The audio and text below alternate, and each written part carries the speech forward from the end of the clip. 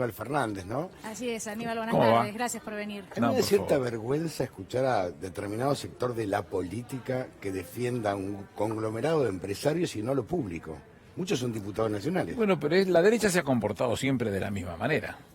La realidad es que estar hablando a esta altura del partido de que la telefonía tiene una importancia superlativa, ya el teléfono... Yo cuando era chico me acuerdo en Quilmes había alguien que contaba que tuvo 14 años para tener teléfono. 14 años. Y ponías un aviso, vendías tu departamento o tu casa y decías vendo con teléfono. Es como si tuviese una plusvalía, eras algo impresionante. La realidad es que hoy la telefonía, yo sigo teniendo el teléfono fijo para el delivery, como referencia de delivery, pero no se usa. No se usa. Estamos en una situación ya muy clara y debemos estarnos, no quiero exagerar, pero debemos estar cerca de los 90 millones de celulares en la Argentina, con lo cual estamos hablando de una cantidad superlativa donde esto es un servicio inevitablemente esencial porque todos nos valemos de eso. Antes los centros tenían el teléfono, la periferia se quedaba fuera de toda esta discusión. En el mejor de los casos, a 45 cuadras, tenías un teléfono público si lo encontrabas y si funcionaba, si no lo habían roto. Y tenías monedas. Bueno, hoy tenés un teléfono en todas las casas, porque el que sabe más o menos pichulearla y jugarse con ese tema, lo cuida, lo protege y no gasta más que lo necesario para poder tener esa conectividad. Aprendimos. Al principio yo te he conocido pibes de la política que andaban en el teléfono y llamaban a cualquiera y digo, ¿vos sabés lo que vas a pagar a fin de mes? Bueno, después terminaba que al fin de mes no tienen más teléfono. Hoy eso ya se aprendió, ya se conoce, se entiende. Y con la Internet es lo mismo, y las leyes se pasan por Internet. ¿Qué no va a ser esencial el sistema de Internet? Si todo vale de eso, si estamos todos enganchados con eso, si no hay sistema, nosotros en Yacimiento Carbonífero Río Turbio estamos desarrollando todo el sistema nuevo. Nuestro gerente de sistema está abocado a ese tema, para colmo lo agarró la cuarentena en la primera parte en el Turbio y se tuvo que quedar ahí aprovechando todo ese tema, desarrollando todo lo que significaba la fibra óptica y el desarrollo de un sistema nuevo que tiene muchísimos años, 25, 30, debe tener una cosa por el estilo, ya trabajando en cosas muy importantes que nos permitan en las oficinas en Buenos Aires, porque Dios está en todas partes, pero duerme en Buenos Aires.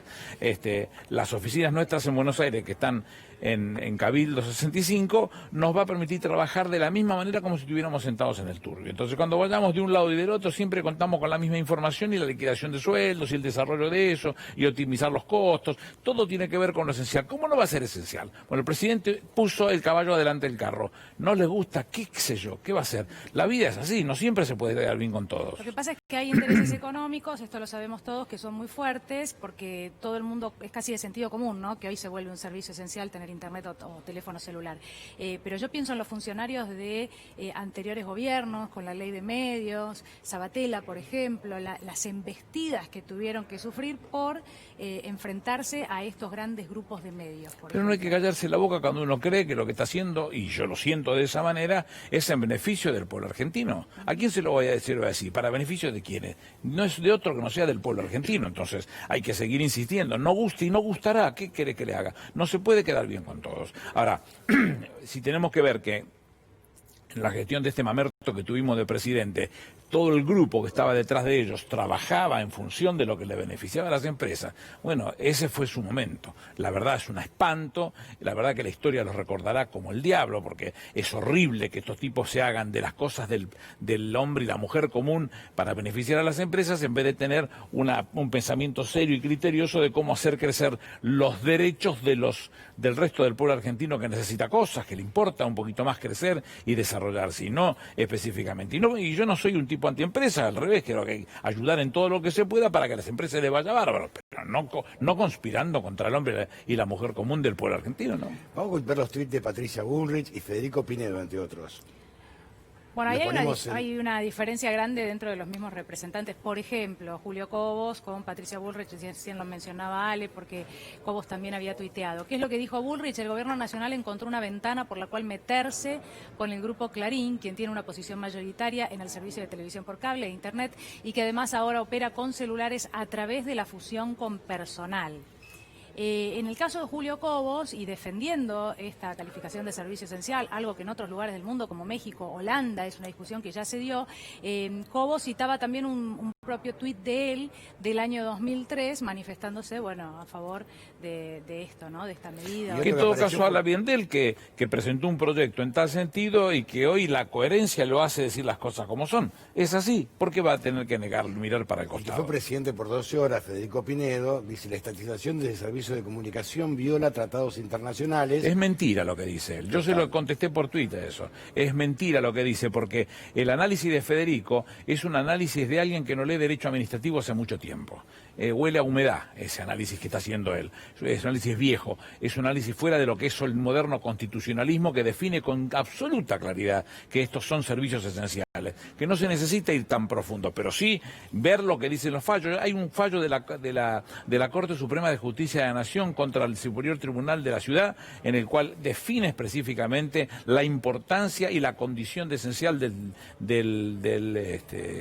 sistema de Internet, o de lo que pueda significar la televisión paga y los teléfonos. Es fundamental hacerlo. Lo que Federico dice es de un desconocimiento circunstancial de lo que está la jurisprudencia argentina. Pero así que, mira, servicio público en derecho significa servicio de titularidad estatal. Ya no. Es un grave error de concepto pretender que eso puede ser el acceso a Internet y las tecnologías de la comunicación que se prestan privadamente y en competencia. A ver, la competencia también es mentira, porque, digamos, hay una empresa que tiene casi el 70% del mercado. Bueno, pero que la Argentina algún día vamos a tener que ponernos por delante, y Alberto lo está marcando, eso lo está insistiendo permanentemente, con todas sus designaciones, lo dice él: yo no estoy en guerra con nadie, señores, yo estoy tomando decisiones que tienen que ver con el pueblo argentino. En algún momento va a haber que poner a ese tribunal que nunca se terminó de constituir, de defensa de la competencia, y que el Tribunal de Defensa de la Competencia llame a todos. En Estados Unidos no se jode. No. Si es Google, es Google; si es Apple, es Apple; si es Microsoft, es Microsoft. No tienen miedo de llamar la atención, y si hay dumping o daño o cosa similar, llevarte para que vuelvas al redil y ordenes tus cosas y te desprendas de los elementos que tengas que hacerlo. No es una cosa extraña. Alguna vez va a haber que marcar la cancha y decir las cosas como son. Claro, por supuesto se van a enojar los que tienen esos beneficios, pero cuando se produjo 2 ventas importantes en la Argentina, yo era ministro de producción del doctor Duhalde, me tocó intervenir en 2 casos. Uno era la venta de Pecom a Petrobras y la otra la venta de cervecería Quilmes a Ambev. Y en las 2 pasaba exactamente lo mismo. Había o provocaría daños si se les permitiera como estaba, si el tribunal, lo que reemplaza el tribunal, la comisión, digamos, en definitiva lo que iba marcando la cancha y le decía cuáles son los bienes que tenían que desprenderse, y se tuvieron que desprender. Era a priori, no era ya con el sistema o con el esquema de empresario funcionando. Bueno, sea como fuere, va a tener que intervenir y decir las cosas como son. Es el rol del Estado también. El Estado totalmente. Interviene entre los privados, entre totalmente, los privados. Totalmente. Pues si no es el famoso mercado, que es una mentira vil. Pero da la sensación de que hay una oposición que inmediatamente que se anunció que se iba a declarar servicio esencial, bueno, todo lo que supimos el viernes, rápidamente sale a cuestionar. Y lo llevo a la reforma judicial, porque la verdad que sucedió con la reforma judicial, sucede con cada tema que se plantea o que plantea el gobierno. Y hay que seguir discutiendo con esta oposición hasta fin de año y discutir temas No, muy parece que va a ser siempre así. Esta es la visión, es la misma visión de los que fueron promotores e incentivaron para que hicieran esta burrada de reunirse en la 9 de julio, contagiando todo lo que fuera necesario, en la propia localidad de Avellaneda de Santa Fe. Bueno, ahora hay una nueva convocatoria. Sí, está bien, que se convoquen todo lo que sean, porque en definitiva la Constitución lo permite, así que me preocupa poco eso. Pero digo, en el justo tener necesidad de hacerlo en medio de la pandemia, en Avellaneda, que no tenían ningún caso, el intendente termina contagiado. ¿Con qué necesidad? Con ninguna, con el solo hecho de querer moverlo. Y veía recién en uno de los graphs que decía: no, el peronismo tiene miedo de perder la calle. El peronismo perder la calle, primero que la calle no es de nadie, segundo que el peronismo cada vez que tuvo que pisar la calle para decir sus cosas, las hizo con cualquiera, con Alfonsín cuando estaba en el tope de las discusiones, y nos hicimos 5 actos o 6 en la 9 de julio, de la cual no faltó absolutamente nadie, estábamos todos discutiendo lo que no nos parecía que era acertado en términos sindicales. Cada una de esas discusiones se tienen que dar. Muchos de estos Patricia Bullrich con su cabeza de frasco, y los otros que son todos cercanos a lo que puede significar ese establishment que le saca ventaja al Estado. Les encanta seguir defendiéndolo porque le saca ventaja al Estado para que ellos puedan tener el visto bueno y los muestren, los pongan en los diarios como gente buena. La verdad que no lo son, ni entienden lo que se trata, solamente son alcahuetes del que le toca en este momento defenderlo porque se supone que está herido o lastimado, perjudicado por alguna de las decisiones. No, nosotros entendemos que no, que lo que hay que hacer es privilegiar las decisiones que tienen que ver con el pueblo y sin perjudicar a ninguna empresa, porque el presidente lo dijo claramente, no está en guerra con nadie. El que reapareció es Partgay. Escuchémoslo, a ver. Le tienen miedo a perder la calle. O sea, un gobierno peronista, por definición, asume que tiene el control de la calle. En general, por supuesto, comprado, ¿no? Con el bondi, el pati y la coca, ¿no? El choripán. Y no es natural para un gobierno peronista que la calle tenga una dinámica que excede el control de ello. Da pena lo que dice. Primero porque el peronismo normalmente lo que representa son los intereses populares. Y los intereses populares en las clases medias, bajas, medias bajas, media en general también tiene muchísima participación, y esas participaciones son las que se expresan. A los actos nuestros normalmente puede ir cualquiera, no se agravia a los periodistas, como le pasó a Lautaro, como le pasó a Guasora, como le pasaron a los chicos del móvil de C5. No suceden esas cosas porque la violencia no está involucrada dentro de la discusión política. Lo que está involucrada es la vocación de hacer las cosas bien. Este señor, que toda la vida vivió de lo que vivió, es el representante de los intereses por entonces de Amalia Lacroze de Fortabat, y seguramente de sus herederos, y se dedica a esas cosas, y que cuando le tocó ser ministro de Economía hizo desastres en contra de los intereses de la Argentina, y ahora viene a imputarlo porque el peronismo no tiene capacidad de movilización desde 1945 a la fecha. Solamente se moviliza con un pancho o con un pati.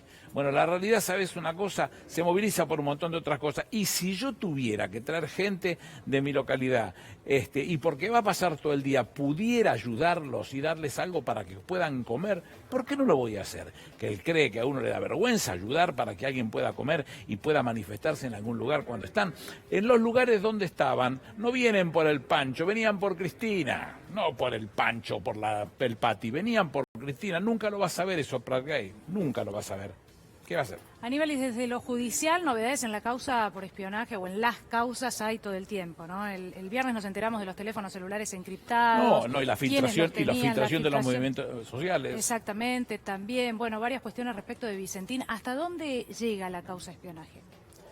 Yo creo que no tiene fin, que la imbecilidad del presidente fue tan grande, que el tipo puso a funcionar toda una maquinaria como para tener control de alguna data de todos esos, pero como a todos cabeza de frasco que los rodean y todos esos tipos impresentables que son los que convocaron, por supuesto se les escaparon las tortugas y empezaron a aparecer ahora todos los mensajes y todas las órdenes y todos los formatos que ellos eligieron para meterse en la vida de los otros, en la vida de la hermana del expresidente, en la vida de todos los otros que pudieron para sacarle ventajas. ¿Ustedes piensan que aquel que estaba interesado en la realidad de quién se acuesta con otro o la situación de cómo funciona la historia de la política y el tipo por qué se mueve y se deja de moverse y por qué entonces los propios como Monzó y como Mazot y todos esos, o Horacio, terminan siendo ellos mismos víctimas del espionaje del propio jefe de ellos? Es porque la cabeza de ese tipo no tiene nada, es un hueco absoluto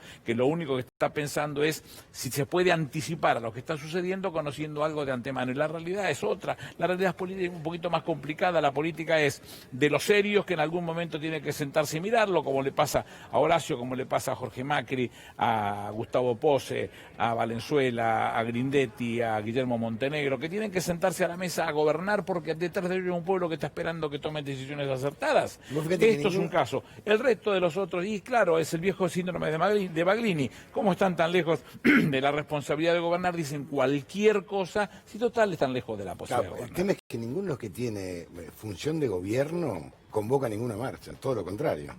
Los que convocan son los otros, Patricia Bullrich, Pinedo y compañía, que no tienen ninguna función de gobierno, Fernando Iglesias. No, sí, bueno, a ver, me preocupa que Pinedo, que parecía ser el único serio de todo esto, diga lo que dice. En el caso específicamente de la internet o de la televisión, su desactualización es no leer derecho administrativo hace mucho. Eso que él plantea de inconstitucional realmente no es más esa situación, no hay una visión muy clara que la propia Corte ya se ha expresado y contra una causa específicamente del Superior Tribunal de la Ciudad de Buenos Aires. Que la lea, que se va a dar cuenta lo que uno le está diciendo. Yo se lo puse en Twitter, ahí tiene un pedacito del fallo, que lo busque, es muy fácil para encontrarlo y se va a dar cuenta que no piensa más de la doctrina de la manera que él piensa de otra manera. Y ese constitucionalismo ayornado muestra gestos de esa característica. Bueno, en cada uno de los casos van a encontrar algo para hacerlo. En el tema judicial iban a querer plantearlo porque de una manera extraña para que salga embrollado, porque lo que ellos están buscando en definitiva, y supongo que en eso los debe estar presionando, es la impunidad del mamerto. Y la realidad es que no tiene solución esto, porque va a tener que pasar por lo que tenga que pasar. Cada uno de los que tuvo responsabilidades con estas cosas la va a tener que dar la explicación, como les pasó con los servicios que entraban a la Casa de Gobierno, con su secretaria y su secretario que se metían y que eran los que llevaban la información que él le pedía, con Magdalani y Arribas, que eran los mentores y gestores de la tarea que se tenía que llevar a la práctica para espiarla a Cristina en el Patria o para saber exactamente qué es lo que estaba sucediendo con cada una de las cosas. Todas esas cosas que nos muestran que es mugre pura y que van a tener que encontrarle una salida para decir por qué. Bueno, el responsable mayor lo tiene en este tipo. Aníbal, hay un tuit en pantalla para poner en pantalla de Mario Cimadevilla que habla de Germán Garabano y lo que dice: Germán Garabano buscó impunidad para sus amigos, los ex fiscales de la AMIA y para jueces denunciados ante el Consejo de la Magistratura. Tiene autoridad moral para hablar de búsqueda de impunidad y manejo judicial. Lo que continúa, bueno, en realidad hay un segundo, ahí está. Es una realidad que el proyecto de reforma judicial carece de consenso, pero sin entrar a considerar su verdadero objetivo para hablar de búsqueda de impunidad y de intentos de manejo de la justicia. Hay que tener autoridad moral. Bueno, más de lo mismo, pero refiriéndose a la causa AMIA, ¿no? Pero aparte, fíjate que hay un dato no menor. Lo que se está defendiendo no es la libertad de prensa, los que están tan preocupados por la libertad de prensa. Se está defendiendo la libertad de lobby. Porque, a ver, yo hice investigaciones periodísticas, María Soledad, Cabezas, Carrasco, y nunca tuve que ir a declarar, nunca me llamó nadie, y, digamos, terminó la colimba, imagínense, en Río Tercero estaba el expresidente Menem enojadísimo, investigamos lo que había ocurrido en la fábrica militar. O sea, una cosa es la libertad de prensa y otra cosa es la libertad de lobby. Lo que están haciendo es lobby, en contra de algo. Y lo curioso es que la oposición, esto pienso yo, Aníbal, después discutímelo, que la oposición toma textual las editoriales y las repite como loro. Sí, leer nunca. La mayoría dice cualquier cosa que le viene a la boca. Van a agraviarla a Cristina en la puerta de su departamento y encontrarse una señora que dice que está en contra de la reforma constitucional. Cosas como esas 50. Yo siempre insisto que cuando vos ves manifestaciones de esta característica, con mucha gente o con poca gente, siempre pueden tener un contenido que sea importante para utilizarlo y resolverlo, con lo cual es necesario escuchar. Bueno, cuando escuchás que hay 50, 60 razones que motivaron la marcha esa, y esas 50 o 60 razones no se parecen una con otra, lo que en el peronismo llamamos la unidad de la concepción, no la hay, entonces salen para cualquier lado diciendo cualquier cosa. Y en el caso de la conducción, que dicen que primero que no convocaban, pero que después convocaban, van en un auto, baja 2 minutos, hace una notita y se mete adentro. No vaya a ser cosa que ellos, que son dirigentes, terminen contagiándose respecto de los otros, que son los giles que ellos convocaron para que vengan, o se autoconvocaron solo, porque uno no sabe bien cómo son. Hoy no tienen liderazgo de ninguna característica, si van toda la cancha de Boca y se ponen adelante, pareciera que lo siguen, pero no, si vos salís siguen siendo para la cancha de Boca, no importa a nadie lo que estos tipos están pensando. Sigo creyendo que lo judicial hay cosas importantísimas que rescatar. El cambio del sistema inquisitivo, y voy a tratar de hacerlo más llano y menos técnico posible, es aquel sistema en el cual el que juzga es el que investiga. Ese cambio al sistema acusatorio que permitiría que sean los fiscales los que investiguen y los jueces los que juzguen, va con la Constitución Nacional y con los tratados internacionales suscritos por nuestro país de rango constitucional, que dicen con toda claridad que lo que tiene que haber es independencia e imparcialidad en el que juzga, y no se lo da con el sistema inquisitivo, se da con el sistema acusatorio, donde el fiscal es el que investiga y el juez es el que juzga. Entonces estaríamos cumpliendo con preceptos constitucionales que ya, por otra parte, hay 17 provincias que en su propia justicia lo están llevando a la práctica, y hay 2 provincias que tengo entendido que son Salta y Jujuy, que ya la justicia federal está trabajando con sistema acusatorio. Como eso, hay la vocación que el presidente ha tenido de decir, bueno, tenemos un montón de causas y no se resuelven porque son pocos y criticados los que tienen que llevar a la práctica esta situación. Bueno, hagámoslo mucho más grande. En vez de 12 serán 46. Mucho más el costo, no es mayor el costo, porque son los mismos secretarios que están viniendo de los juzgados. Pero si fuera más, apareció el bestia de Macri, dice, no, van a ser 4.000 millones de pesos más. ¡Ah, la pucha! ¿Cuánto plata? ¿Sabés cuánto es 4.000 millones? 2 días de los intereses de la LELIC en su gobierno. 2 días de los intereses de las LELIC en su gobierno significaban lo mismo que sería un nuevo sistema de justicia para los argentinos. Como la seguridad, educación, justicia, bueno, y es lo que entonces tenemos que estar viendo. Todos los conceptos que están vertiendo, bueno, los vierten a partir de una mentira. Estos tipos han aprendido eso, a manejar esa mentira. Entonces, mentí. Total, no hay ningún problema. El viejo concepto lo tenía... Goebbels. No, pero era mucho más simple. Goethe decía que vos tenías que repetir mucho las verdades. Porque las mentiras se repiten solas, pero no lo repite la más específicamente. Por todo lado la encontrás. La encontrás como publicidad, como propaganda, como multiplicación desde determinados sectores. Lo encontrás permanentemente. La verdad es la que necesita ser multiplicada para que se den cuenta realmente de lo que están sucediendo. Estos tipos han hecho de la mentira una forma de vivir. Con ver el debate entre Alberto y este señor, te vas a dar cuenta que todo lo que dijo es mentira. Pero también complicidad de los medios, porque los medios también inoculan. Bueno, es así. Porque es el aparato de propaganda que los que juegan en ese palo, juegan la suya, y cuando juegan la suya deja de ser, lo que decía Jauretche, deja de ser libertad de prensa para ser libertad de empresa, y juegan como empresas, entonces. Pero además ha pasado en los últimos años también algo que, y es difícil que al ciudadano común, que no está en el tema de la justicia, porque a veces pasa esto, que no le llamara la atención que tantas causas cayeran, por ejemplo, en el juzgado de Bonadío, o además que surgieran algunos jueces, y respecto de las presiones a los jueces que hubo durante el macrismo, como Carsolio o como la jueza Figueroa, que después salga a declarar que recibió visitas, o la Cámara Federal, bueno, varios ejemplos, y ni hablar de aquellos como Luis Arias o los que se atrevieron a la jueza Martina Forbes a fallar en favor de que no incrementaran las tarifas, por ejemplo, ¿no? ¿Qué es lo que pasó con Rosansky, con todos esos jueces? Parece ser casi urgente, ¿no?, que haya modificaciones en ese sentido y que esos jueces tengan la opción de denunciar, de acudir a algún lugar. Ahora, el otro día nos lo decía el fiscal Delgado, esto depende de la moral de los jueces y de la valentía de los jueces. No debe ser por ley esto de darles una herramienta. Cuando salen en libertad Cristóbal López y Fabián de Sousa, que lo hacen a partir de una definición impecable de la Cámara, fueron por ellos, fueron por la Cámara, y terminaron echando a Patti Ballesteros y a Fara. Es decir, la visión era esa, lastimar y atemorizar de forma tal de que tengan que cumplir con los designios de este tipo, que además es un orate, no tiene la más pálida idea de lo que está hablando. Entonces inventa todo este tema como si fuese un ejercicio específico de un dictador. ¿Pero para esto hace falta una reforma así o es una cuestión moral? No, el funcionamiento de los magistrados es moral, eso. Lo que habría que hacer es hacer funcionar bien el Consejo de la Magistratura, y los que realmente están haciendo mal las cosas, sancionarlos por esa vía. No lo que les pasó a Patti Ballesteros y a Fara, que por sacar una decisión correcta, impecable, invito que la vea quien quiera, terminaron ejecutándolos como los conejos con un tiro en la nuca, una cosa demencial que sale de tipos de esta calaña, ¿no? Bueno, Macri lo dijo. No habíamos quedado en esto. No, claro, pero es peor todavía, porque él está hablando, él le llama la carátula. La carátula es una cartulina, señor. Calificación del delito. Claro, hablamos de la calificación penal. Si no le gusta la calificación penal, ¿qué tiene que ver, en este caso, Cristóbal y Fabián? ¿Qué tienen que ver con la calificación penal? Nada tienen que ver. Es una decisión que la toman eventualmente por otra razón de ser. Ni los beneficiaba ni los perjudicaba a ellos en ese caso. Otra cosa que nadie habla son los tiempos de la Corte también, ¿no? Hay expedientes que duermen el sueño de los justos años en la Corte.